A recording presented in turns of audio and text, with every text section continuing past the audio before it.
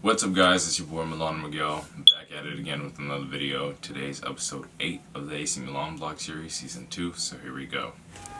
Here we go.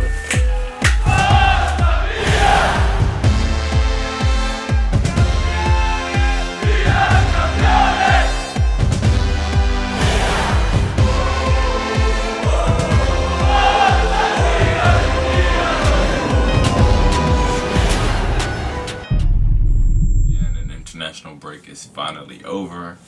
Match day 8 in the Italian Serie A, Napoli versus Milan. Now, going into this fixture, we're coming off the draw off of Hellas Verona. We're looking after the international break, which is kind of unnecessary, but hey, it is what it is. And going into the game, this is quite a difficult game. Napoli is a team with a bunch of depth. They have Tiamui, Bakayoko, and other world-class players. But in the past, we've been able to hold off Napoli. We drew against them last time that we played them in Serie A, and we're looking to get a win. This would be make or break for Milan. Getting a win would make a statement and put us 2 points clear of the Serie A table. Going into the game, Stefano Pioli and Giacomo Morelli tested positive for COVID, so they would be out of the game, and Daniele Bonera would be stepping at the helm, coaching Milan for this game against Napoli. Additionally, Gianluigi Donnarumma's contract renewal is underway. I hope they will hash something out before the January transfer window comes, but I'll keep you updated on that. But anyways, Napoli versus Milan. Daniele Bonera coaching Milan. Donnarumma in goal. Calabria, Kier, Romagnoli, Theo Hernandez. Then we had Kessie Benacer. And then in the midfield, we had Salmakers, Hakan Çalhanoğlu, Ante Rebic, and Zlatan Ibrahimovic. Now, I'd have to say, at the start of the game, Milan started off pretty well. They seemed confident. They were stringing their passes and trying to create, opportunities. They weren't rushing anything. They had possession. They kept the momentum going. It was pretty good. In the opening minutes, it looks like Simon Kjaer might have pulled something, had a minor groin injury, but he managed to finish off the game and did not need the substitution, so that was good. I have to say, I did miss Ante Rebic playing, and he getting his start. He opened up, getting an opportunity with a beautiful pass to Zlatan Ibrahimovic in the 8th minute. Hakan Çalhanoğlu would take a beautiful shot from about 24 yards out and forcing Alexander Meret to make a beautiful save. Honestly, if Meret didn't save that, it probably would have went to the bottom corner of the net. Beautiful shot. Then off that corner kick, we would basically have an opportunity to score, but Simon Kjaer would blast it. But that was really good for Milan. The first opening 10-15 minutes was really good for Milan. We created opportunities and we were looking for a goal. Lo and behold, in the 20th minute, Theo Hernandez finds a beautiful ball all the way to Ibra. Koulibaly, nowhere to be found. Beautiful header from Ibra. Milan go up 1-0 in the 20th minute. But it seems like after we got this go-ahead goal, I don't know, we turned the brakes on, or we seemed to settle back, and Napoli came at us.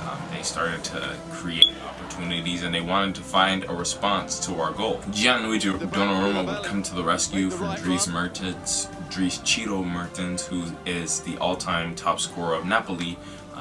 He would pull off a beautiful save from Dries Mertens, which would then lead to a corner kick in which Milan would scramble ferociously on defense, trying to clear their lines.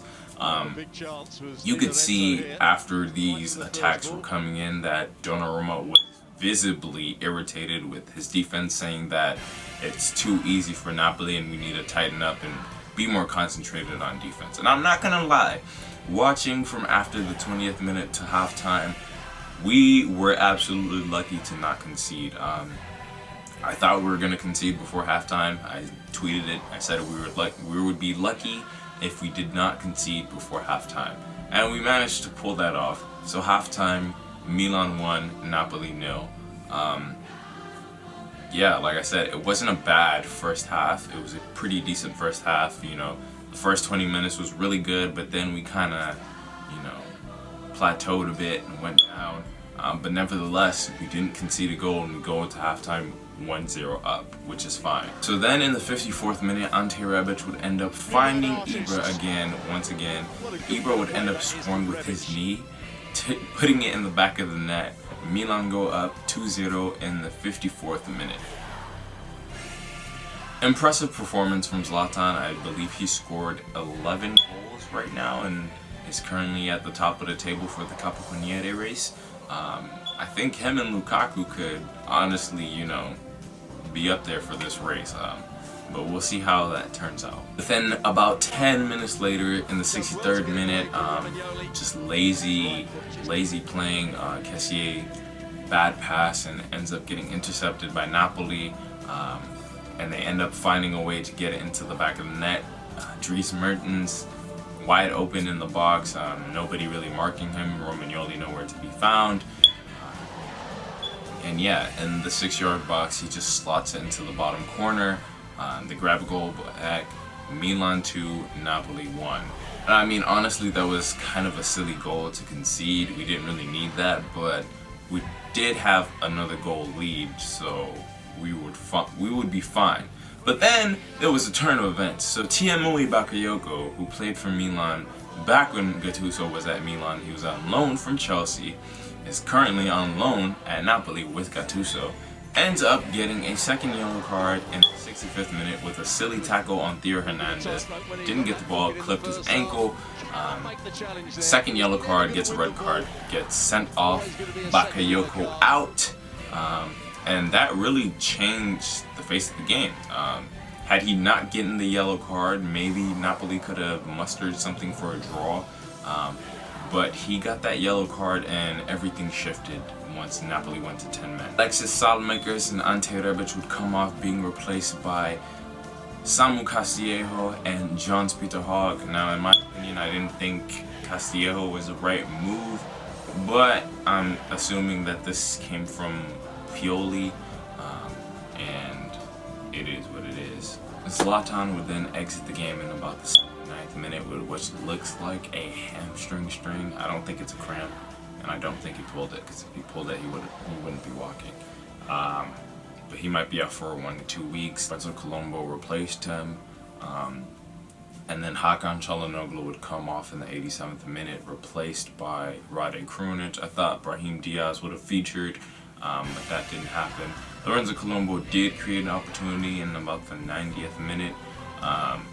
It didn't work well, but then in the 95th minute, Johns Peter Hogg would just make a beautiful run. Scored from one of the tightest angles, seals the win for Milan. Milan win 3-1.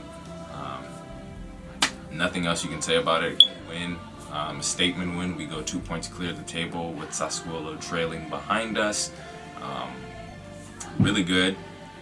The worry is Ibrahimovic and how long he's going to be out for. We have Lille on Thursday, and hopefully we can get a win there or a draw, and then we can make our way slowly towards the end of the first half of the season and get to the January transfer window where we can bring in a little bit of reinforcement, help out that defense a little bit, and then continue to build on to this team.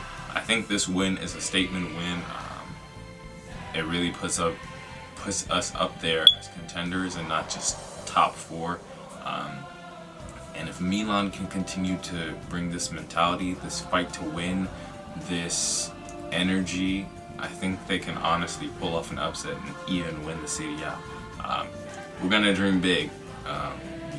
It's Milan.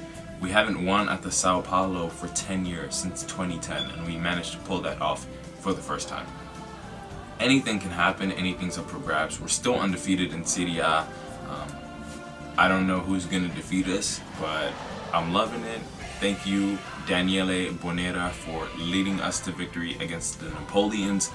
And that's really all I have for you guys. Forza Milan and peace.